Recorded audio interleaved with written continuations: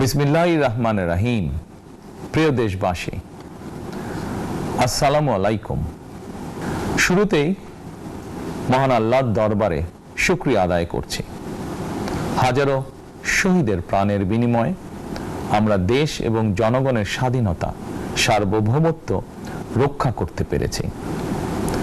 তাবেদার মুক্ত বাংলাদেশে জনগণের ভোটে জনগণের কাছে জবাবদিহিমূলক একটি নতুন সরকার যাত্রা শুরু করেছে।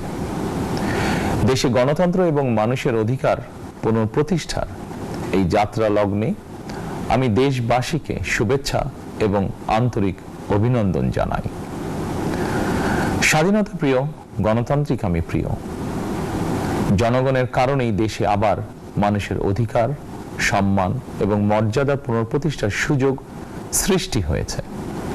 আমি দেশবাসীর উদ্দেশ্যে একটি বার্তা দিয়ে বলতে চাই, মুসলমান, হিন্দু, বৌদ্ধ, খ্রিস্টান তথা দল, মত, ধর্ম, বর্ণ নির্বিশেষে পাহাড়ে কিংবা সমতলে বসবাসকারী এই দেশ আমাদের সবার।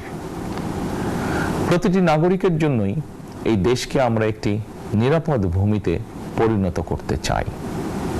একটি স্বনির্ভর, নিরাপদ, মানবিক, গণতান্ত্রিক বাংলাদেশ প্রতিষ্ঠায় বিএনপি সরকারের লক্ষ্য। প্রিয় দেশবাসী, ফ্যাসিবাদের সময়কালে দুর্নীতি, দুঃশাসনে পর্যুদস্ত একটি ভঙ্গুর অর্থনীতি, দুর্বল শাসন কাঠামো আর অবনতিশীল আইন শৃঙ্খলা পরিস্থিতির মধ্য দিয়ে নতুন সরকার যাত্রা শুরু করেছে। আইন শৃঙ্খলা পরিস্থিতির উন্নয়ন এবং কঠোরভাবে দুর্নীতি নিয়ন্ত্রণের মাধ্যমে জনগণের মনে শান্তি, নিরাপত্তা ফিরিয়ে আনাই হচ্ছে আমাদের সরকারের প্রধান অগ্রাধিকার। সারা দেশে জুয়া এবং মাদকের বিস্তারকেও বর্তমান সরকার আইন শৃঙ্খলা অবনতির অন্যতম কারণ বলে চিহ্নিত করেছে। সুতরাং জুয়া এবং মাদক নিয়ন্ত্রণে আইন শৃঙ্খলা বাহিনী সব রকমের কঠোর পদক্ষেপ গ্রহণ করছে। জনজীবনে শান্তি ও নিরাপত্তা নিশ্চিত করতে সরকার সর্বোচ্চ উদ্যোগ গ্রহণ করছে। দেশের প্রতিটি সাংবিধানিক এবং সরকারি, বেসরকারি প্রতিষ্ঠান চলবে বিধিবদ্ধ নীতি নিয়মে। দলীয় কিংবা রাজনৈতিক প্রভাব, প্রতিপত্তি অথবা জোর জবরদস্তি নয়। আইনের শাসনই হবে রাষ্ট্র পরিচালনার শেষ কথা। প্রিয় দেশবাসী, আগামীকাল থেকে সারা দেশে শুরু হতে যাচ্ছে পবিত্র মাহে রমাদান। আমি দেশবাসীকে পবিত্র মাহে রমাদানের শুভেচ্ছা জানাই। রমাদান আত্মশুদ্ধির মাস। আমরা যদি আত্মশুদ্ধি শব্দটির মর্মার্থ উপলব্ধি করি, তাহলে এই মাসে মানুষের ভোগান্তি বাড়ার কথা নয়। যদিও আমাদের অনেকের মধ্যেই এই মাসটিকে ঘিরে ব্যবসায় অধিক মুনাফা লাভের প্রবণতা লক্ষণীয়। আপনাদের প্রতি আমার বিনীত আহ্বান, রমাদানের পবিত্রতা রক্ষার্থে এই মাসটিকে আপনারা ব্যবসা মুনাফা লাভের মাস হিসাবে পরিগণিত করবেন না। দ্রব্যমূল্য যাতে সাধারণ মানুষের নাগালের বাইরে না যায়, এ ব্যাপারে ব্যবসায়ীরা দয়া করে সতর্ক থাকবেন।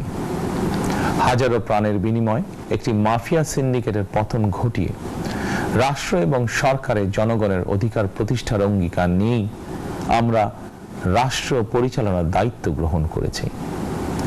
বিএনপি সরকার সকল ক্ষেত্রে অনাচার, অনিয়মের সকল সিন্ডিকেট ভেঙে দিতে বদ্ধপরিকর ইনশাআল্লাহ। ক্ষুদ্র, মাঝারি কিংবা ছোট বড় সকল ব্যবসায়ীদের প্রতি বর্তমান সরকারের দৃষ্টিভঙ্গি সহজ এবং স্পষ্ট।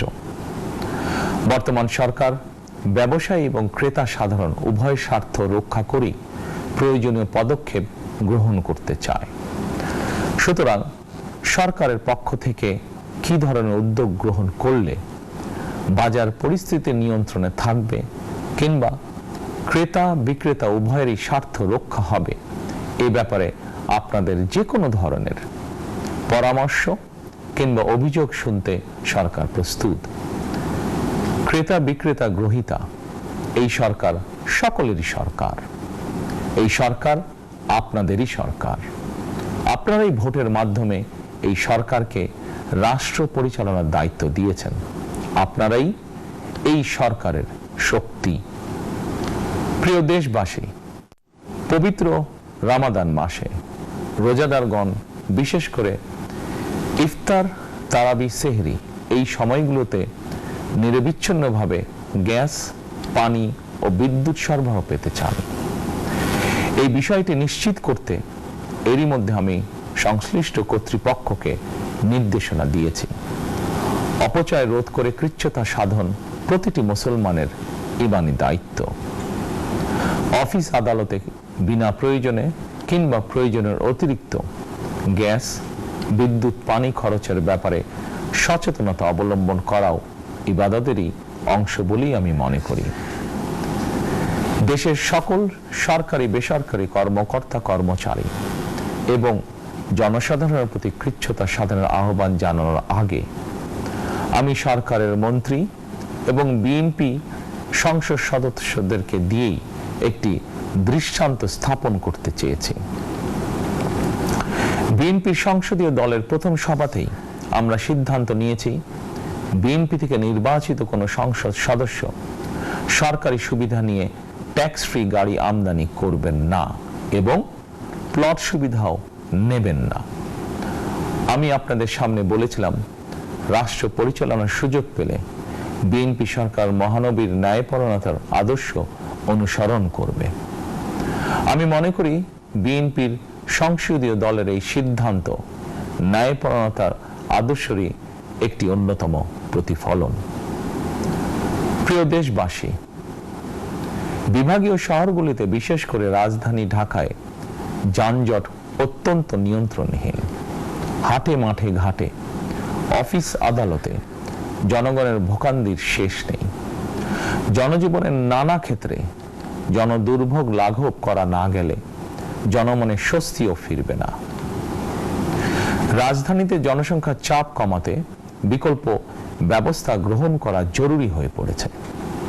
মানুষ তার নিজ জেলায় কিংবা নিজের বাসা বাড়িতে থেকেও যাতে সহজভাবে সঠিক সময়ে অফিস, আদালত, ব্যবসা বাণিজ্য করতে পারেন, সেই লক্ষ্যকে সামনে রেখেই সারা দেশে রেল যোগাযোগ ব্যবস্থা ঢেলে সাজানোর উদ্যোগ নেওয়া হচ্ছে।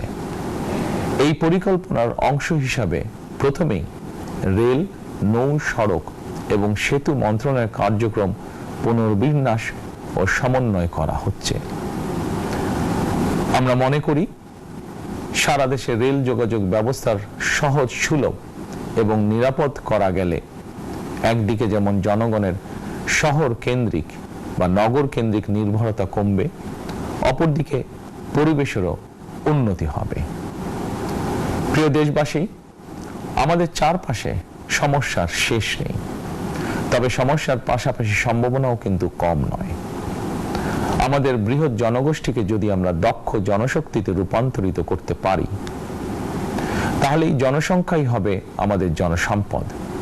আমরা নিজেদেরকে দক্ষ করে গড়ে তুলতে পারলে শুধু বাংলাদেশই নয়, বিশ্ব বাজারও আমাদের জন্য উন্মুক্ত। তথ্য প্রযুক্তির সিঁড়ি বেয়ে বিশ্ব এখন কৃত্রিম বুদ্ধিমত্তার যুগে প্রবেশ করেছে। প্রযুক্তির এই প্রতিযোগিতামূলক বিশ্বে সম্মান এবং স্বচ্ছতার সঙ্গে টিকে থাকতে হলে আমাদেরকে কোনো না কোনো একটি বিষয় বা কাজে পারদর্শী হতে হবে। দেশের কোটি কোটি শিক্ষার্থী এবং তরুণ যুবশক্তির উদ্দেশ্যে বলতে চাই, মেধায়, জ্ঞানে, বিজ্ঞানে নিজেদেরকে যোগ্য করে গড়ে তোলার জন্য যত রকমের সহযোগিতা দেওয়া যায় সব রকমের সহযোগিতা দিতে বর্তমান সরকার প্রস্তুত। কর্মসংস্থান এবং কর্ম পরিবেশ নিশ্চিত করার সুনির্দিষ্ট অঙ্গীকার নিয়ে বর্তমান সরকার যাত্রা শুরু করেছে। প্রিয় দেশবাসী, দীর্ঘ 18 বছর পর দেশে ফিরে গত বছর 25শে ডিসেম্বর আমি বলেছিলাম দেশ এবং জনগণের জন্য আই হ্যাভ এ প্ল্যান। 12ই ফেব্রুয়ারি জাতীয় নির্বাচনের আগে দেশের বিভিন্ন স্থানে ঘুরে আমার প্ল্যান, পরিকল্পনা অনেক কিছু আমি আপনাদের সামনে তুলে ধরেছিলাম। আপনারা স্বাধীনতার ঘোষকের প্রতিষ্ঠিত দল বিএনপিকে ভোট দিয়ে রাষ্ট্র পরিচালনার দায়িত্ব দিয়েছেন, সকল পরিকল্পনা বাস্তবায়নের সুযোগ দিয়েছেন। এখন এই সুযোগকে কাজে লাগিয়ে সকল অঙ্গীকার পূরণ করার দায়িত্ব বিএনপি সরকারের। আমরা আমাদের পরিকল্পনা এবং প্রতিশ্রুতি বাস্তবায়নের কাজ শুরু করে দিয়েছি ইনশাআল্লাহ। অঙ্গীকার পূরণের এই যাত্রা পথে আমরা ভবিষ্যতের দিনগুলোতেও আপনাদের অব্যাহত সমর্থন প্রত্যাশা করি। প্রিয় দেশবাসী, সরকার প্রধান হিসাবে আমি দেশবাসীর উদ্দেশ্যে একটি বিষয়ে প্রতি দৃষ্টি আকর্ষণ করে বলতে চাই।